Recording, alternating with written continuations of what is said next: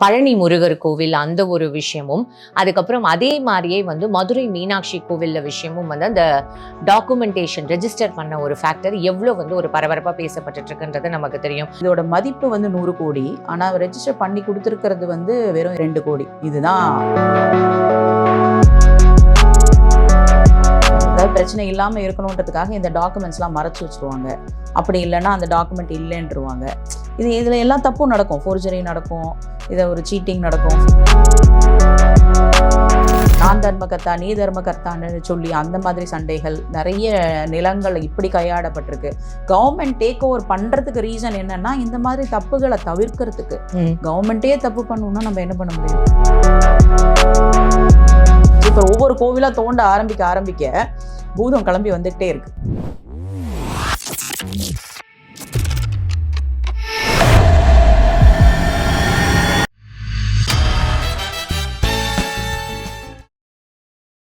PPT cinema நேயர்கள் அனைவருக்கும் வணக்கம். இன்னைக்கு நம்மளோட அட்வொகேட் பிரீதா அவங்க தான் இணைஞ்சிருக்காங்க. அவங்க கிட்ட நிறைய விஷயங்கள் கேட்டு தெரிஞ்சுக்க போறோம். நிகழ்ச்சிக்கு போகலாம். மேம் வணக்கம். மேம் வணக்கம். எப்படி மேம் இருக்கீங்க? நல்லா இருக்கேன். பழனி முருகர் கோவில் அந்த ஒரு விஷயமும், அதுக்கப்புறம் அதே மாதிரியே மதுரை மீனாட்சி கோவில்ல விஷயமும் அந்த டாக்குமெண்டேஷன் ரெஜிஸ்டர் பண்ண ஒரு ஃபேக்டர் எவ்வளோ ஒரு பரபரப்பா பேசப்பட்டுட்டு இருக்குன்றது நமக்கு தெரியும்.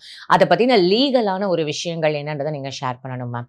ஸோ பழனி முருகன் கோவிலை பொறுத்த வரைக்கும் என்ன இருக்குது அப்படின்னா, பழனி முருகனோட ஃபுட்ஹில்ஸ், அதாவது அடிவாரம், அதை பார்க்கிங்காக விட்டுட்ருப்பாங்க. அது ஒரு ஆல்மோஸ்ட் ஒரு 1.4 ஏக்கர்ஸ் இடம். இந்த இடம் இந்த ட்ரஸ்ட் ஒன்று இருக்கும், அந்த கோவிலோட ட்ரஸ்ட்டுக்கு எழுதி வைக்கப்பட்ட ஒரு இடம்.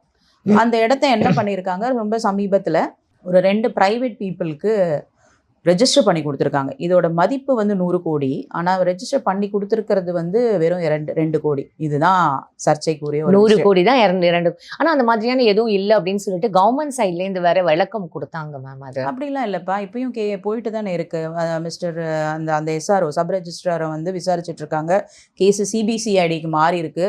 அந்த ரெஜிஸ்ட்ரார் அந்த இடத்த எழுதி கொடுத்தோட வாரிசுதாரர்கள் இருப்பாங்க இல்லையா, அவங்களெல்லாம் கூப்பிட்டு விசாரிக்கிறாங்க. போயிட்டு தான் இருக்கு. அந்த எஸ்ஆர்ஓ பேர் கூட மிஸ்டர் ஜஸ்டின் அப்படின்னு சொல்லிட்டு நான் அந்த ஆர்டிக்கல்ல பார்த்தேன். அவரை இன்னும் விசாரிச்சுட்டு தான் இருக்காங்க. இந்த பிரச்சனை ரொம்ப நாளாக போயிட்டு இருக்கிறதாகவும், அந்த பர்டிகுலர் டே அந்த பர்டிகுலர் எஸ்ஆர்ஓவோட ஆள் இல்லை, இவர் வேறு எஸ்ஆர்ஓ கொடைக்கானல்லேருந்து இவர் அன்னைக்கு ஒரு நாள் சார்ஜ் எடுத்துட்டு இதை பண்ணி கொடுத்ததாகவும், இதெல்லாம் நான் ஆர்டிக்கலில் பார்த்தது தான். பட் அதெல்லாம் விசாரிக்கும் போது சிபிசிஐடி கிட்டேருந்து வர்ற இந்த ஆர்டிகல்ஸில் அந்த அந்த நியூஸை பார்க்கும்போது தெரியுது இந்த மாதிரி போயிட்டுருக்கிறதாகவும் சர்ச்சைகள் கிளம்பியிருக்கு. ஹெச்ஆர்என்சியிலேருந்து நாங்கள் இது ஒரு பிட்டை கூட நாங்கள் கொடுக்க விட மாட்டோம், நாங்கள் ஆப்வியஸாக இதை எல்லாத்தையும் நாங்கள் திருப்பி எடுப்போம் அப்படின்ற மாதிரி. கோவில் நிலம் தானே, அது கோவில் நிலத்தை நம்ம குத்தகைக்கு விட்டுட்டு அதுலேருந்து வர பைசாவை எடுத்து நம்ம திருப்பியும் கோவிலுக்கே செலவு பண்றது தான் அந்த ஒரு ஐடியாலஜி. இது எப்படி அவங்க தனி மனித இல்ல தனி ஒரு ஃபேமிலி இல்ல அந்த மாதிரியான ஒரு விஷயத்துக்கு ரெஜிஸ்டர் பண்ண முடியும்? இது எப்படி கூடாது? அதுதான் நான் சொல்றேன், அது தப்பு. அதனாலதான் இப்ப சிபிசிஐடி வரைக்கும் போயிருக்கு. இது எத்தனை வருஷத்துக்கு முன்னாடி இது நடந்த ஒரு விஷயம்?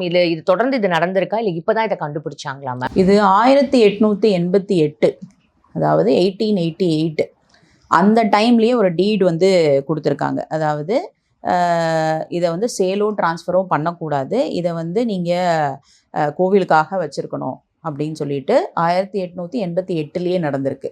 ஸோ இப்போ என்ன பண்ணுவாங்கன்னா, இந்த பிரச்சனையை அதாவது பிரச்சனை இல்லாமல் இருக்கணுன்றதுக்காக இந்த டாக்குமெண்ட்ஸ்லாம் மறைச்சி வச்சுருவாங்க. அப்படி இல்லைன்னா அந்த டாக்குமெண்ட் இல்லைன்றுவாங்க. இதில் எல்லாம் தப்பும் நடக்கும். ஃபோர்ஜரி நடக்கும், இதை ஒரு சீட்டிங் நடக்கும், ஃப்ராட் நடக்கும். இந்த டாக்குமெண்ட்ஸ் யார்கிட்ட இருக்கும் மேம்? ஆக்சுவலி இது ரெஜிஸ்ட்ரார் ஆஃபீஸ்ல தானே ரெஜிஸ்டர் ஆஃபீஸ்ல தானே இருக்கும். அப்ப இதுவும் கவர்மெண்ட் கண்ட்ரோல்ல தானே மேம் இருக்கும். அப்புறம் எப்படி அதை மறைச்சு வைக்கும்? அது அந்த டைம்ல நடந்த ஒரு விஷயம். அதாவது இதை கண்டுபிடிச்சது ஜூலை 6, 2026 அன்னைக்கு முருகதாஸ் அப்புறம் வெள்ளத்துறை இவங்க 2 பேருக்கும் இது ரெஜிஸ்டர் பண்ணி கொடுக்கப்பட்டிருக்கு. இதை ஜூலை 13, 2026 அன்னைக்கு டெம்பிள் அண்ட் சூப்பரிண்டென்ட் ஒரு கம்ப்ளைண்ட் ரைஸ் பண்றாரு. எங்க? பழனி அடிவாரம் போலீஸ் ஸ்டேஷன்ல. இப்பதான் அது எப்படி தெரிய வந்தது மேம்? அது தெரிய வந்ததுன்னா அதான் கம்ப்ளைண்ட் ரைஸ் பண்றாருல, அப்ப இருக்கிற ஒரு அந்த சூப்பரிண்டென்டென்ட் என்னடா இப்படி ஒண்ணு இருக்கே, மேபி இவருக்கு முன்னாடியே தெரிஞ்சிருக்கலாம், அந்த டைம் அவர் ஆக்ஷன் எடுக்காம இருந்திருக்கலாம். பட் இப்போ ஒவ்வொரு டாக்குமெண்டா எடுத்து பார்க்கும்போது இது இந்த மாதிரி ஒரு விஷயம் நடந்திருக்கு அப்படின்னும் போது ஆப்வியஸா ஒரு கம்ப்ளைண்டா ரைஸ் பண்றாரு. ஓகே. எப்பவுமே சட்டத்தை பொறுத்த வரைக்கும் from the date of knowledge எனக்கு இன்னைக்கு தெரிய வந்திருக்கு, அந்த அந்த டேட்லேருந்து நான் கம்ப்ளைண்ட் ரைஸ் பண்ணலாம். சட்டத்தை பொறுத்த வரைக்கும் அப்படிதான். என்னைக்கு உனக்கு தெரிய வருதோ அன்னைக்கு நீ சொல்லிடணும். அந்த அன்னைக்கு அப்படி பார்த்தா அவர் அன்னைக்கு இன்னைக்கு தெரிய வந்திருக்கு நான் சொல்றேன் அப்படின்றத அவர் கம்ப்ளைண்ட்டாக ரைஸ் பண்ணி இப்போ போயிட்டு இருக்கு, விசாரணை போயிட்டு தான் இருக்கு. சரி. ஸோ இப்போ இதுக்கு என்ன மாதிரி நம்ம வந்து எக்ஸ்பெக்ட் பண்ணலாம்? இப்போ இது லீகலி இது வந்து கொண்டு போயிட்டாங்க. ஒரு பக்கம் கவர்மெண்ட் வந்து அவங்க விளக்கம் கொடுத்துட்டாங்க, இல்லை அந்த மாதிரியான அந்த ஒரு விஷயமும் நடக்கலை அப்படின்ற மாதிரி ஒரு விளக்கம் கொடுத்துட்டாங்க.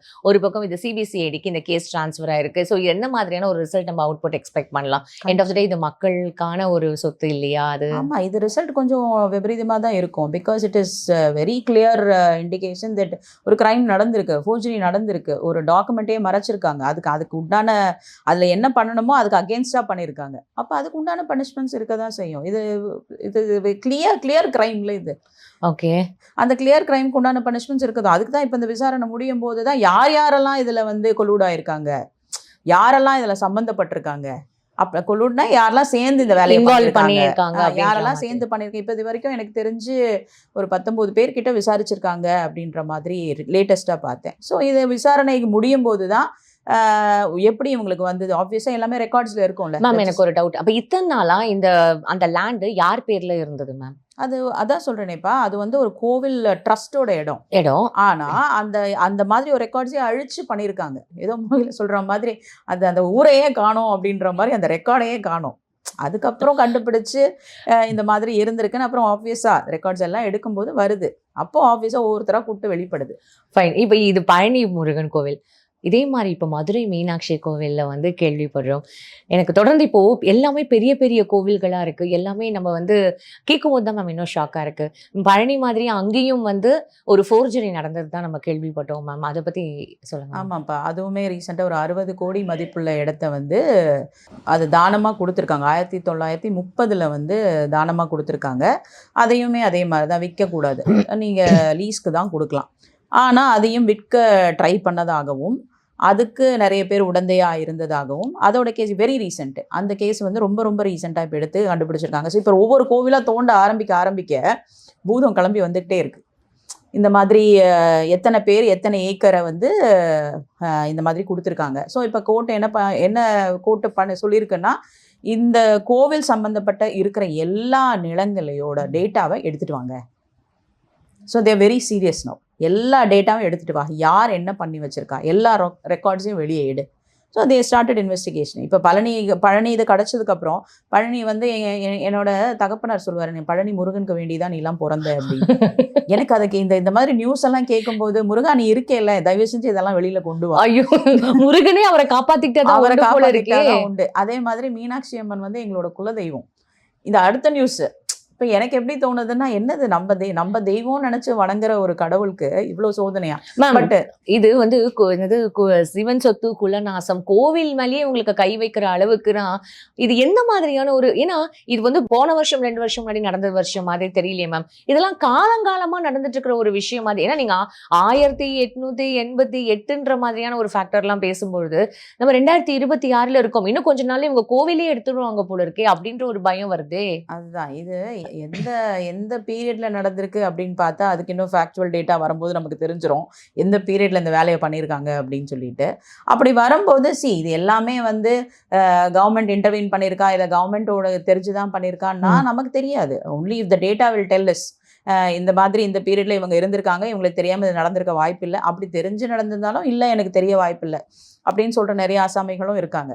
பட் அதுக்குள்ள இருந்த சப் ரெஜிஸ்ட்ரார் ஆஃபீஸ்க்கு தெரியாம கண்டிப்பா நடந்திருக்காது. நீ யார் தெரியலன்னு சொன்னா கூட உள்ள இருக்கிற எஸ்ஆர்ஓக்கு தெரியாம நடக்க வாய்ப்பு இருக்கா? அது வாய்ப்பு கண்டிப்பா வாய்ப்பு இல்லை. ஏன்னா அவர் தான் ஃபைனலா சைன் போட போறவர். 1008 கேள்வி கேட்டு இதெல்லாம் இருக்கா பார்த்து சைன் போட போறவர் அவர். அதுவும் கோவில் நிலம்னு வரும்போது அப்ப இன்னுமே நிறைய எக்ஸ்ட்ரா ஒரு இது எடுத்து பண்ணியிருக்கணும் இல்ல மேம்? ஆமாம்மா, நிறைய ரிஸ்க் எடுத்து தான் பண்ணியிருப்பாங்க. அப்ப அதுக்கேற்ற மாதிரி நிறைய ரிவார்டும் இருந்திருக்கும் அவருக்கு. அந்த ரிவார்டு இல்லாம பண்ணியிருந்திருக்க மாட்டாரு. ஓ மேம், இது வந்து இல்ல அப்ப கடவுள் மேல நம்பிக்கை இல்லையா அப்படின்ற ஒரு ஃபேக்டருக்குள்ள எல்லாம் போற மாதிரி இருக்கு ma'am. I think I should not get deviated from the topic. So இது என்ன மாதிரியான ஒரு ஃபேக்டர்ஸ் வந்து இப்போ இன்னும் நம்ம வெளில வரதுக்கு நம்ம வெயிட் பண்ணலாம்? இன்னும் சட்ட ரீதியா என்னென்ன விஷயங்கள் நம்ம வந்து எக்ஸ்பெக்ட் பண்ணலாம்? ஒரு நியாயமான ஒரு தீர்ப்பு மக்களுக்கு கிடைக்குமா? கண்டிப்பா நியாயமான தீர்ப்பு கிடைக்கும். ஏன்னா நீதியரசர்கள் வந்து ஆப்வியஸா இதுலலாம் ரொம்ப தெளிவாக தான் இருக்காங்க. இப்போ நீ வந்து ஃபுட்பாத்து இல்லை இது யாரோ ஒருத்தங்க தானமா கொடுத்த பங்களா அப்படிலாம் கிடையாது. கோவிலுக்கு சொந்தமான இடம். அந்த கோவிலுக்கு சொந்தமான இடத்துல யார் கை வச்சாலும் அது எப்படி நீங்கள் முதல்ல ப்ரைவேட் பார்ட்டிக்கு ரெஜிஸ்டர் பண்ணி கொடுக்கலாம்? How is that possible? கண்டிப்பாக அங்கே கரப்ஷன் இருக்கு இல்லையா? கண்டிப்பாக அங்கே ஒரு ஃப்ராட் நடந்திருக்கு, ஃபோர்ஜரி நடந்திருக்கு. அப்போ அதுக்கு உண்டான பனிஷ்மெண்ட் என்னமோ அது கண்டிப்பாக நீதியரசர்கள் கொடுப்பாங்க. It is proven on records, evidence இருக்கு, ஆன் பேப்பர்ஸ் இருக்கு. இதுக்கு மேலே என்ன வேணும்? யார் இன்வால்வ் பண்ணியிருக்காங்கன்றதுக்கு தெரியதான் எங்கள் சட்டத்துக்கு டைம் தேவைப்படுதே தவிர ஃபோர்ஜரி நடந்திருக்குன்னு சொல்கிறதுக்கு என்ன எவிடன்ஸும் தேவையில்லை. It has happened. யாரெல்லாம் இன்வால்வ் ஆயிருக்கான்றதுக்கு தான் இப்போ எங்களுக்கு டைம் தேவைப்படுது. Okay, fine. So we are just expecting the good result. ஏன்னா நம்ம வந்து இது பயங்கர ஒரு மென்டல் ஷாக்காக தான் இருக்குது. ஏன்னா அடுத்தடுத்து வந்து ஏதாவது ஒரு பாசிட்டிவான ஒரு விஷயம் எப்போ உட்காந்து டிஸ்கஸ் பண்ணுவோம் அப்படின்ற மாதிரியான ஒரு இதுவே வந்துருச்சு மேம். நீங்கள் வேறு ஏதாவது சொல்லணும்னு நினைக்கிறீங்களா? இல்லை, அதான் கோவில் ரிலேட்டடாக இந்த மாதிரி விஷயங்கள் நடக்கும்போது இந்த மாதிரி இப்போன்னு இல்லைப்பா, முன்னாடியுமே நிறைய கோவில்களோட சர்ச்சைகளில் நம்ம பார்த்துருப்போம். நிறைய ஆர்டிகல்ஸ் வந்திருக்கு.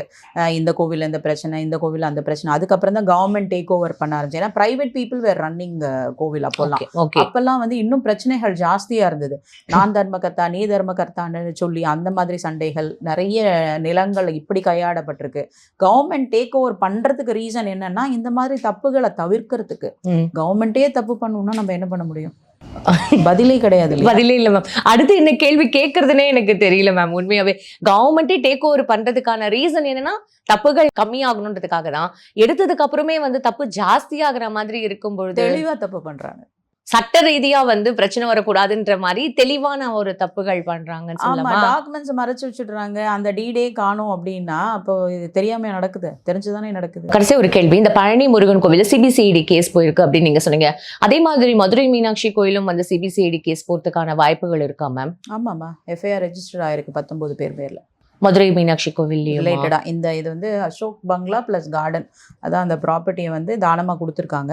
அந்த தானமா கொடுக்கறத இந்த மாதிரி பிரைவேட்டா ரெஜிஸ்டர் ஆயிருக்கு.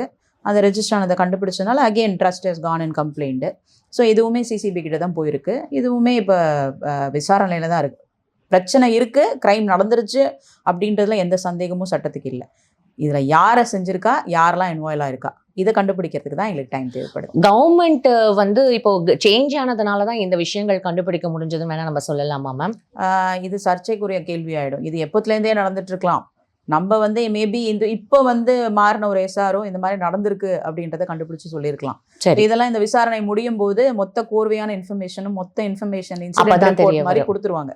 இது என்னைக்கு எப்போ நடந்திருக்கு. ஆனா இப்போ கண்டுபிடிக்கப்பட்டது 2026 ஜூலைல. Okay, fine ma'am. உண்மையாகவே உங்கள் நேரத்துக்கு ரொம்ப நன்றி. தொடர்ந்து பேசுவோம். தேங்க்யூப்பா.